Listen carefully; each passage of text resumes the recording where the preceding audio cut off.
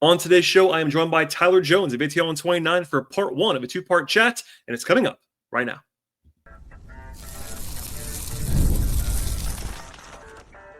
You are Locked On Hawks, your daily Atlanta Hawks podcast, part of the Locked On Podcast Network. Your team every day. Hello, friends. Welcome to episode 2115 of the Locked On Hawks podcast, part of the Locked On Podcast Network, now the number one sports podcast network. I am your host, Brad Rowland, coming to you on a Tuesday evening into Wednesday. Today's show is brought to you by the folks at Game Time. Download the Game Time app, create an account, and use code LOCKEDONNBA for $20 off your first purchase. Terms apply. And today, I'll be joined by Tyler Jones, good friend of the podcast from the ATL and 29 podcast, for part one of a two-part conversation. So this is a two-parter with myself and Tyler. Part one available that you're listening to right now. Part two available in the same podcast feed around the same time that part one is going live. So please go ahead and subscribe to the show on Apple, Spotify, YouTube, etc. to find the episode that is after this one for the whole conversation. But we talked about a lot of different things with the Hawks on this two-parter, from the start of 13-9 for Atlanta, Jalen Johnson's ascension, Nickeil Alexander-Walker, Risacher, some draft stuff at the end of part two of this conversation, and a lot of fun to be had, as always, with myself and Tyler. And one more time, please stay tuned for part two at the end of this conversation. Without any further delay, let's get into it right now with myself and Tyler Jones on the Hawks after 22 games. I'm joined now by a good friend of the podcast, Tyler Jones of ATL and 29 is here. Tyler, it's been a while. A lot has happened, to say the least, around the Atlanta Hawks. How are you? I'm doing well. I want to give a shout out, though. I want to start off the pod by giving a shout out to my one of my professors in college, Professor D. She's retiring this year, and she's been at Rhodes College where I graduated. She's been at Rhodes College teaching for 35 years, and so she's finally retiring. And I just learned about it today, so I want to give a big shout out to her. She was really she's one of the best people I've ever met in my life. And I'm really grateful that I got to take a couple of classes with her throughout my time in college. So just wanted to give her a quick shout out. And Shouts out. The Hawks been pretty good, Brad. Hawks been pretty good. They have been pretty good. Because of me, mostly, we've gone back and forth, haven't done a podcast in a while. And so much has happened that we can't talk about everything today. It's just what it is. We're gonna have to cut some stuff, but we're talking Tuesday night. The Hawks are finally gonna have back-to-back home games on Wednesday and Friday after they traveled after 13 consecutive games. Kind of a crazy, not necessarily opponent schedule, but crazy travel schedule for the Hawks for about a month now. But they have been playing well. Just to bookmark this. They're 13-9, even after a close loss in Detroit that they nearly pulled off despite all kinds of obstacles against them in that particular game on Monday night. And of course, doing this, and if you and I talked 5-6 weeks ago, if we said 13-9, it would have been all right, that's kind of what you expected. But not with Trae Young missing 17 games. So a lot to get to on that front. But this has been a team that is playing objectively well, and I've been saying, and I want you to go wherever you want here. We'll talk about Trae, we'll talk about Jalen's breakout. All these things are going to happen. We're going to get to. I've been saying that it's two things on people always ask me about reacting to them doing this without Trae. Basically, that's the national topic around the Hawks. You know that, I'm sure. Even though I think you try to avoid all national Hawks talk most of the time, but enough, you see enough to where that's the thing that everyone talks about, which just makes sense. It's fine. And it's basically well, do they need to trade Trae? Do they need to send Trae to Mars? All these things. Are they better without Trae? All this stuff. For me, we'll see on how they reintegrate Trae. That's going to come up, right? I have been saying that it's a testament to the team building that they were able to do this. Play this way without Trae for 17 games. The fact that I think it's more of hey, this team is good, and it's not a problem that they've actually built a roster that can sustain without Trae. That's actually a good thing. And you know me, I'm not trying to be a homer about it. That's just what I think. And it also does create questions about the future. That's a totally reasonable thing. It does create questions. By the way, there were already questions, which you and I talked about this summer multiple times. There were already Trae Young long-term questions because of the contract and just the way that things operate in the modern NBA. So I say all that. We haven't talked in this form since the injury, since any of that stuff. Where are you at with this whole thing right now? Because we'll talk about Jalen in a second, because Jalen's been incredible, which is part of this too. But do you have a reaction after 22 games and 17 games without Trae? I mean, the reality is this: Nickeil Alexander-Walker has been so much better than what the Hawks thought he was going to be. I think by any reasonable metric, they thought Nickeil Alexander-Walker was going to be a good 3-and-D guy, kind of supercharged. Yes.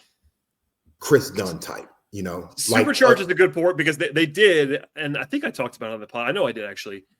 They did, part of the pitch to Nickeil in free agency was that they did think that he had more juice than he was allowed to show at Minnesota. Did. But you're also right that they didn't see him averaging. They didn't see that. Oh, he's legitimately one of the best basketball players in the world. Because full stop, he's been a borderline all-star caliber player. And he's been the team's second best player behind Jalen Johnson. He and Jalen have really supercharged. They have kept the offense to being good, combined with the defense, and that's why this is a good basketball team.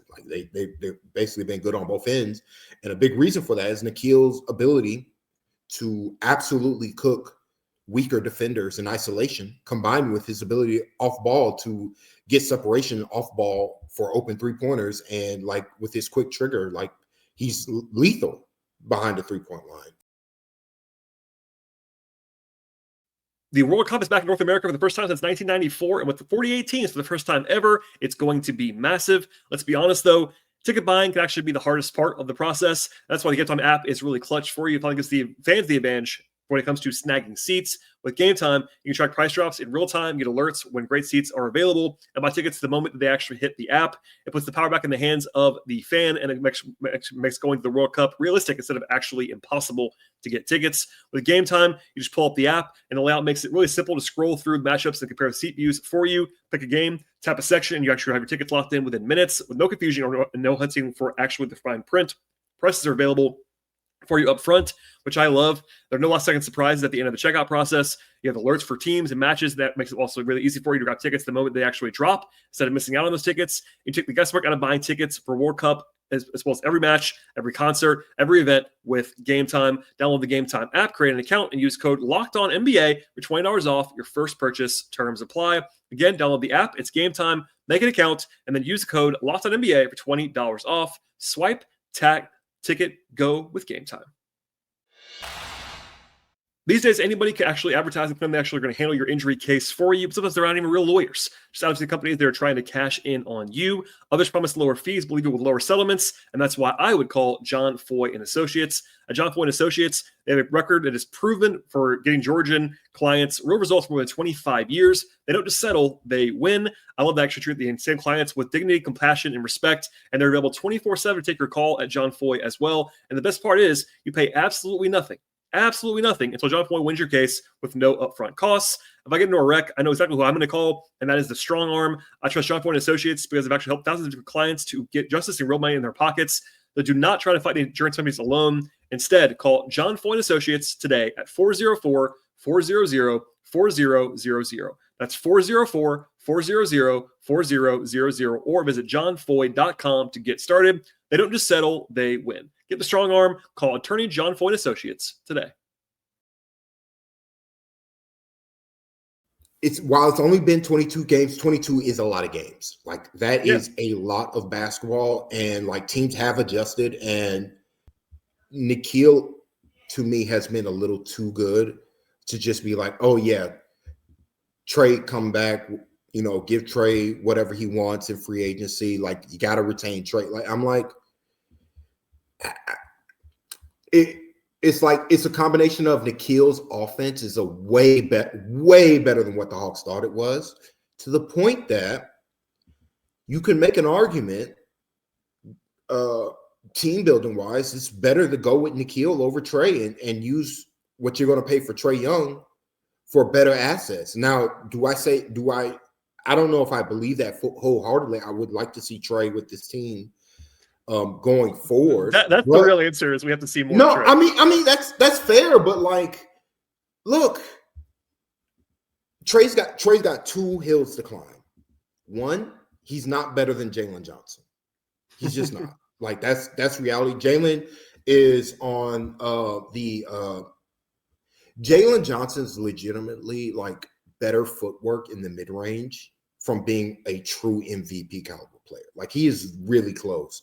Even with his defensive foibles, like if he cleans up, just like if he gets like 5% better in the mid-range where it's easier for him to knock defenders back and get to a mid-range jumper, he could win an MVP. Like that's how good he's been. Like he's just been he's literally been that good. And so it's like, okay, if Jalen is this good on the ball, then what I want next to Jalen is guys who are good off the ball, like who are good off ball scorers, who are good movement shooters, who are good at getting into open space. And Trae throughout his career has not shown that. And he's also shown very bad habits off the ball where he's just standing around, 30 feet behind the 30 feet from the rim. And it's like, that's not helping Jalen. Like, and so he's going to have to really lock in on the offensive end off the ball in particular. If he wants to stay being an Atlanta Hawk, because the Hawks are in, I'm trying to put Trae aside because I want to bring the Hawks organization on the table. Yeah. The Hawks are in a position to build an Oklahoma City type dominant NBA team. Like they have no real long-term contracts outside of Jalen and Dyson Daniels. Onyeka makes sub 20, so like that really doesn't matter. When you only got when the 2 guys you're paying over 20 mil is a Jalen Johnson locked in at 30 and a Dyson Daniels at 25, that's nothing. And so it's like the Hawks have a chance to have a clean book going forward, combined with these draft picks that are coming in these next couple of seasons, not just this year. The Hawks are in prime position to really build a team that could really compete with the OKC Thunder, because the Thunder have just the machine where they just throw wave of talent at teams where people are like, oh, is he a star? He's a role player. We are exiting that era of basketball. And that's something people just have to accept and acknowledge, where it's about if you play good like truly good two-way basketball players 48 minutes, you have a chance to build one of the best teams in basketball. Like for the full 48 throughout all 5 positions, you could build one of the greatest teams in NBA history. That's what the Thunder have done, combined with having one of the best basketball players of all time at SGA. I was going to say, that's the thing. But he unlocks it. But yes, but like Jalen has to me, the physical traits combined with the shooting touch to get there. And that's why I went back to like, if he can clean up a little bit of the mid-range where he's more comfortable creating, and he's starting to get, like, honestly, he's starting to get there. Like some of the shots he's able to create for himself now. I mean, I couldn't project him doing that even last year when he was going to win most improved player. Like he's taken another leap clearly. So I like, just to get back to Trae, it's even less about Trae as a player and more about where the Hawks are as an organization, as a roster. It's a lot of young talent, a lot of guys who will be better. Like Dyson Daniels and Risacher will be better on offense 2 years from now. My concern with Trae is like, do you want to pay Trae what it's going to take to keep him on a team that has shown that they don't necessarily need him for offense? Like that's kind of the truth. And a big part of that is Nickeil. Like Brad, I'm sorry. Like they do need him for offense, but it's Brad, who's better in isolation? Trae Young or Nickeil Alexander-Walker? Okay, that in a league that's going away from pick and roll offense, that's more. It has never been more ISO heavy since like the Joe Johnson era of basketball. Yeah, teams are going away from pick and roll. They're seeing that I mean, there's all these teams. the Miami Heat are like legit one of the best teams in basketball, and they've completely killed isolation offense. They get up and down the floor, and they go pure. I mean, they killed their pick and roll offense. They go pure isolation, mismatch hunting before even getting the ball. Like they find the weak link, and they're like, okay, that guy is going to attack that player until he's off the damn floor. And my concern with Trae Young is because he's so skinny and he's so small. It has never mattered more. Defense has never mattered more to me. Oh, that's much more. I agree with you on that. And that's where it's like going forward, not this year, but I'm saying going forward. Do you want to tether yourself to a Trae Young who's always going to need somebody to pick him up, who's always going to have somebody pick up his man in transition if he's a downhill driver? Like that, there is nuance in what's going on with Trae. I want to believe because Trae's been so good for the Hawks for so long. I want to believe he just has the talent to really elevate his offensive game to where it needs to be next to Jalen Johnson. But I'm worried because the early part of the season did not give me optimism. I was like, I still see the Raptors game in my mind, Brad. Yeah, no, where I agree. He was I understand. terrible on defense, like he was in a way that you can't protect him from. And so it's just like I don't know, like he's just got to, hopefully when he's back, he's back to his all NBA form. Then we can have a different conversation. But like I mean, it's a testament to how good Nickeil Alexander-Walker's been. Like where it's like, hey, this is a real conversation. So early, it was funny. I had this in my notes to bring up to you. We already talked about Nickeil a little bit, but do you remember the first two games? People were freaking out about Nickeil taking a bunch of shots and they got mad about it. That seems like it was such a long time ago now, but that actually happened.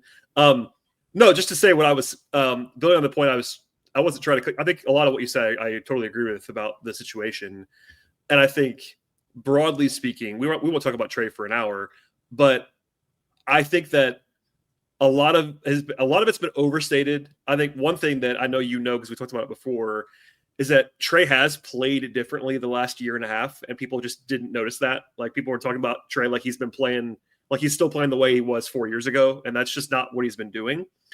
But and by the way, go ahead. And by the way, when he was playing like that 4 years ago, he was one of the best basketball players in the world. I agree. I agree wholeheartedly.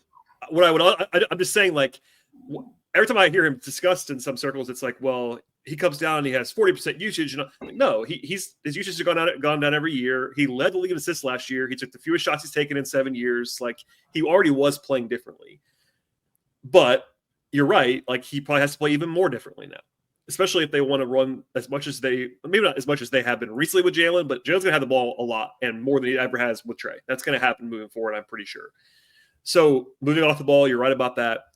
I'm not worried about the offense. I will say I'm not worried about Trae on offense at all. Now there is a potential, because you're right. He was not his best self early in the year. He's a notoriously slow starter, which is why I'm not like terribly worried about that. But he's at the age, and this is something I said this summer, like even as someone who I think is higher on Trae than the consensus at this point, he's getting to the age at that size. Things get weird sometimes at that age. And you already bring it up. You're 100% right about the state of the league. It's as hard as it's ever been. It's harder than it's ever been to be a 6'1" guard. Like it's never been harder, ever. Yeah. And that even if you are incredibly skilled the way he is, the passing is ridiculous, all those things. And I do believe they do. I do think they miss him on offense. They miss him less than they used to, for sure, on offense. But they, even with this, they're 15th in offense since Trae went down, which is, by the way, better than I would have guessed they were going to be. But they're 15th and also shooting really well. And like, I'm not sure how good they are on offense with just the roster they have available right now. But all that is to say, I hate the better without Trae conversation in a vacuum. Like taking Trae off the team and not replacing him, no, they're not better. There is a real conversation to be had, and we'll know a lot more when he comes back about whether you want to use that salary slot in a different way. Yeah, that's where I'm at. That's where I'm at I know that with Trae. And I'm glad you said it that way. I just want to say for everybody else, it's like I find the better without Trae thing silly, but pivoting in a different direction does make some logical sense, especially if it doesn't work. If he comes back, and we don't know when's going to come back. I think it's probably going to be another 3 weeks is my guess, something like that. I don't know. That's a guess. And it doesn't, I won't judge it right away. People will, but that's fine. If we look up in late January and it's not meaningfully working, that's going to change the tenor of everything. I'm not saying they're going to trade him. They probably won't. In fact, I'd be surprised if they did. But moving forward, that becomes a question. Nickeil's been part of that. Nickeil's been awesome. We should just say about Jalen real quick. You talked about Jalen's ceiling MVP. All that's like, I don't think we know what Jalen's ceiling is yet. I think he's shooting a little bit over his head. A little. Here's why I actually don't think that's the case. Because he's such a devastating driver now, teams give him so much respect as a shooter. Like, you have to guard against the drive at all times, or he's just going to get a layup. So he has all the time in the world to take these practice jumpers. Oh, and yeah. I mean, he's going to make more shots than last year and the previous years for sure. And just to give the number, by the way, I had the drive numbers up because I was going to say about Nickeil. So Alexander-Walker averaged 4 drives a game, according to Second Spectrum in Minnesota. Now it's like almost 10 in Atlanta. Yeah. Jalen is not that big of a jump, but Jalen was at last year, even in his 40-something game sample size, was like in the 8 per game range, which is actually really, really high for a non-guard. But this year it's 13. And he's getting to the line. He's driving by. I mean, you're right about the devastation of his drives. He is one of the most prolific drivers in the sport at this point this season. Like, basically, I think he's like top 20 in the league in drives per game. And when you factor in that he is playing power forward, and that's an obscenely high number. Like, the only guys that are driving that much as guys who are not guards, like, you have Denny Avdia on a bad Portland offense doing everything. He's been awesome, but he's really the only guy in the mold of Jalen, like I said, combo forward type, that's driving as much as Jalen. Maybe Paulo Banchero in the small sample size before he got hurt, but like, that's where he is. He's had the ball so much. He's driving in the lane. I'm only saying, I don't know if 63% true shooting is going to continue for Jalen and 41% from 3, but I do believe it's going to be good. I buy the efficiency jump. I do. I don't know if I buy it to that degree, but the fact that he's averaging, I think it's like 8.5 assists a game since Trae went out. What if sports were traded like markets? Now you can put your sports IQ to work in real time with Robinhood prediction markets. It's not just you against the house, it's you participating in a live market. You can buy or sell positions live all game long. Use your sports knowledge in the moments that matter. Robinhood prediction markets changes the game. It's people moving the action. So when momentum shifts, you can move with it. I always knew the game, but I never had a dynamic way to apply that knowledge. Now I get to actually take part live and in market powered by people. You are no longer just a spectator. Play-by-play, you decide. Trade every play with Robinhood, now available across the U.S. Download the Robinhood app now to begin. It's pretty simple. It's like, because he's so good as a driver, teams can't just close out to him as a shooter. And so he just has ample time. Compare that to, and this is to go back to Trae Young. Trae's one of the worst finishers at the rim in the NBA, and he's been that way pretty much since the 22 season. Like, since they got DeJounte, whatever reason, his finishing is falling off a cliff. And like, so teams close out hard on his shot, and so it's constantly him driving into the paint. But then when he drives, they're unproductive. Meanwhile, I'm watching Nickeil have some of the best finishes. He looks.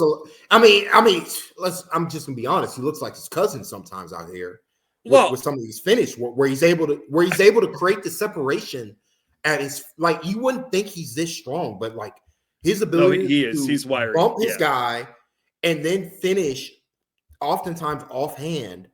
Like, it's like, I mean, most NBA guys can't do that. It's pretty elite. But like, you compare that to Trae, where Trae takes a bump and he's going flying. And so it's just, I don't know. So hopefully we'll see a better Trae when he comes back. But I think that's going to happen. But and they miss his passing some. I know that, especially when things slow down. One of the numbers, and we'll talk about this maybe a little bit later, but they have been able to run so much that it's helped them. That's obviously good. We've seen a few times when the game slows down, they don't really have that like secondary pitch if they're going to load up on Jalen. Nickeil's had some moments that have been fantastic, though, blowing by guys. I think Trae will help them offensively. The question is whether the defense can hold up with Trae, and we talked about that already. So that's a question. I'm not saying that it can't. I do think that they will be better, even when Trae comes back. They'll be better defensively than they've been in a long time. I don't know if they can be as good as they have been so far since he's been out. I'll say this. I think Trae defensive would be better if he's not playing next to Kristaps. Well, yeah, that's another bag of we should talk about Porzingis for a second. So let's do that for a second now. Now, there's a lot of uncertainty. I like to be, even on these free-flowing conversations that Tyler and I have to try to be responsible with reporting. As of right now, when we're talking Tuesday night, Porzingis has missed the last 4 games in a row with an illness. Now, that's not ordinary. Normally, guys don't miss 4 games with illness in a row in the NBA. That's a rare thing. It's not that you never see it, but it's rare. And because he has the history and the POS diagnosis and everything that's going on with that, I get a lot of questions every day. I don't know what to say other than the Hawks have not shared any information about whether it's related to POTS, whether he has the flu, whether he has COVID, whether he has whatever. I don't know. He didn't travel on the last road trip, the back-to-back. He didn't go. That's normal if you have illness. Guys don't travel with illness because they don't want to be around. You don't want those guys around the team. That makes sense. But him being ruled out a day early, like him being ruled out, not questionable, out for Wednesday at home, is like, okay, now I have to ask again about this, essentially. So there's that over this thing. Like, he's played 12 games. It's been mixed, we'll say. I don't know if you can rely on him. I just don't. I think his defense has been pretty woeful when he has played. That's my opinion. If he's right at the rim, he could still be effective because he's 7'3". But that's basically it. He's not doing much else at all defensively. And having him and Trae together, I do think that maybe because of one of the questions I had and we had this summer, right, was how they were going to use Porzingis. Were they going to use him as a Trae off the floor masher? We saw some of that actually this year. Like there's been a couple halves where they've kind of run things through Porzingis a lot, like in the high post, and had some nice passing moments. Like he showed a little bit of that. I wonder if that's like, if he plays, maybe his like best way to be used when Trae and Porzingis both come back is like, hey, we're going to use Kristaps, not only this, but like have him on the court whenever Trae's not, and have him kind of be more of a hub, not necessarily the hub because Jalen exists, and Nickeil exists. But man, I don't even know what to say about Porzingis other than like the illness throws everything for a loop. I wanted to evaluate his play. Like, I don't think he's been particularly good by his standards. And then you look up and he also is still averaging, I'm looking at this now. He's averaging 19 points a game on 62% true shooting, which is like really good. And it is a reminder of like even when he does not play well, in my opinion, there's a reason his skill set is so captivating, because like he could just do things that other guys can't do. He'll just turn around, shoot over you, and it's like, oh, you can't stop that. But also that's misleading, I think, as someone who likes to go beyond points per game. He's not been particularly good when he has played and hasn't played for a while. So I don't know where your head's at. Hawks fans are frustrated. I get it. I thought he was going to miss time no matter what, so I'm not as bothered. It's just that when you miss 4 games in a row with illness, it just creates questions. Well, the thing is, like in Boston, he got to play alongside Al Horford and Jason Tatum, which basically allowed him to play at the rim 100% of the time. And that has been the case in Atlanta. Like, I do think it's pretty noticeable that Jalen Johnson defensively is a lot better when Porzingis is not in the game. Like, whatever's going on with Jalen defensively, I don't think it works next to Porzingis. So, yeah. By the way, we should say I love Jalen. We just praised Jalen for 5 minutes. his defense has not been very good this year. I don't know about no, that's not true because at the end of the day, when you're as good of rebounder he is, well, that is like true. He is awesome with that. It's the single most important skill, and like, I mean, he's been good enough on defense. Like he's been good in the sense that I'm gonna be honest. When he's not playing next to Kristaps, he's been good to me. Yeah, and the problem is when he's playing next to Kristaps, he has more responsibility than he's able to handle. Like when he's playing next to Kristaps, what they need him to be is an actual center, modern day center, which you cover a lot of ground and you plug a lot of holes, and that's not his game defensively. He's more of I just found this number just to back you up. The worst two-man combination defensively for the Hawks with big minutes, like garbage time, is Jalen and Porzingis. Yeah, no, they've been terrible. They have a 119 defensive rating with the two of them. Now there's some Trae lineups from early in the year that are small sample size that are worse because they're like 12 minutes, 20 minutes, but they have 240 minutes together, and they're above water offensively because they're so good on offense, which makes sense to me. But you're right. I'm not trying to say Jalen's been bad defensively. I think that it's also very normal, by the way. This is a point that many people have made. When a guy turns into a star offensively, they generally have a little bit of a downtick on defense. That's just what happens. While that is true, these games without Porzingis, Jalen's been good defensively to me. Like he's been better. Hey, yeah. So it's a Porzingis problem, and it's like Porzingis, whatever Okongwu does to help. Okongwu and Mo are just better fits. Jalen is way more comfortable playing with those two guys than Porzingis. Porzingis is slow-footed and has to be covered for, and Jalen doesn't cover for him. And so it looks bad. Like the Wizards game was an absolute disgrace. Woo. And it's just like it's so funny that game happened, by the way. They did that. Porzingis leaves, they go against the Cavs, and all of a sudden, like they're turning the Cavs over like what? 20% of the time or something. I don't know what the turnover rate was, but they were absolutely getting their hands on balls and like causing them problems in the passing lanes and able to like get one pass ahead. And they did the same with the Pistons. Like the Pistons, I know they scored at the end, but like they locked the Pistons down for the full game. They took away the paint. I felt like they took away what the Pistons wanted to do. Yeah, more often than not for the entirety of the game. No, they have a 108 defensive rating with Porzingis on the bench. Full stop. I mean, which is like a top 5 defense. And so it goes to the point where Porzingis, like, here's the thing with Porzingis, it's like the offense has been great. His offense, at least. I don't know with the rest of the team. It's kind of funny because he hasn't even shot that well. Like every time I bring up Porzingis, I have some fans will say, "Well, he can't make shots," and it's like, well, you look up and he's shooting 63% true shooting. Like, I don't think he shot well yet by his standards, and he's still super duper efficient and productive offensively. So like, it's a weapon you can use. I just don't know how to. But you know what? Channel it.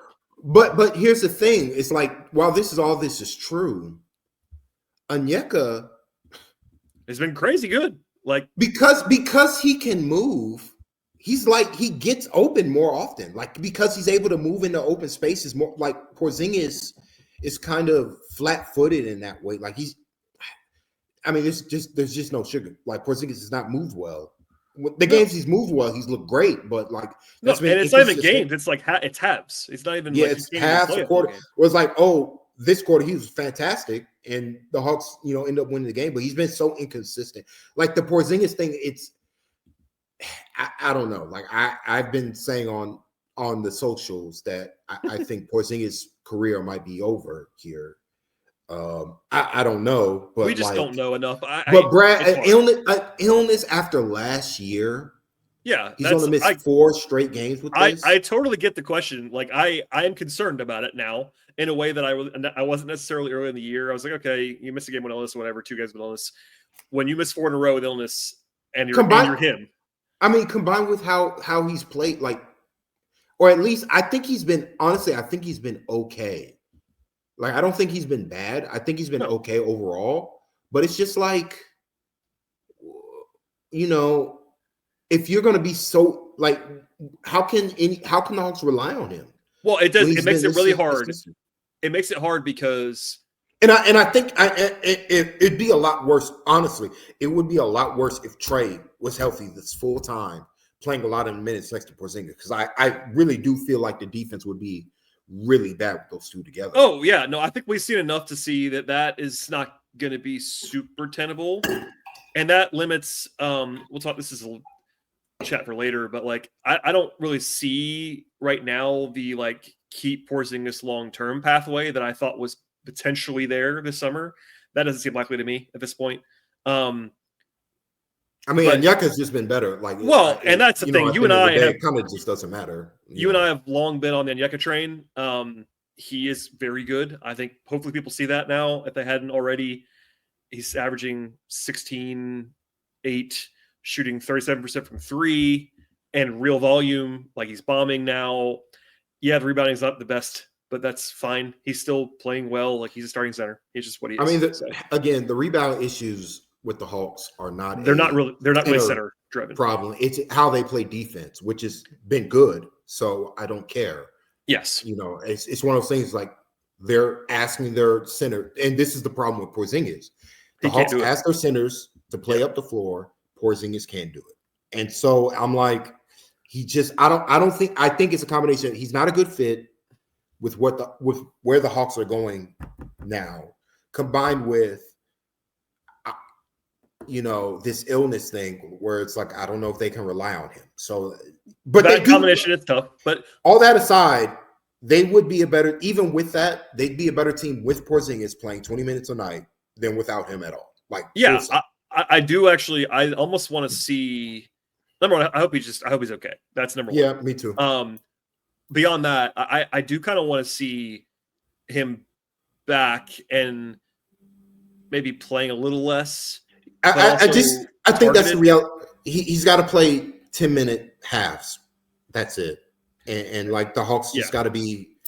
They got to space out his minutes, and they just got to recognize what he is as a player. Like because the tape doesn't lie, Brad. Like, you watch these first stints, and he's terrible, and it's like he's sinking the team. And the Hawks have a better option off the bench. Like, Okongwu's just flat out been a better basketball player. So. Yeah, that's kind of the deal with it. All right, that is all for part 1 of this 2-part chat with myself and Tyler Jones of ATL on 29. Please stay tuned for part 2 in the same podcast feed, whether it's Apple, Spotify, YouTube, etc. Please follow the show on X/Twitter at Locked On Hawks. Follow me if you want to at BT Rowland on Twitter, as well as on Blue Sky. And for my non-podcast coverage of the Hawks, can be found at patreon.com/BT Rowland. Everybody, part 2 available in the same podcast feed, and we'll see you all next time.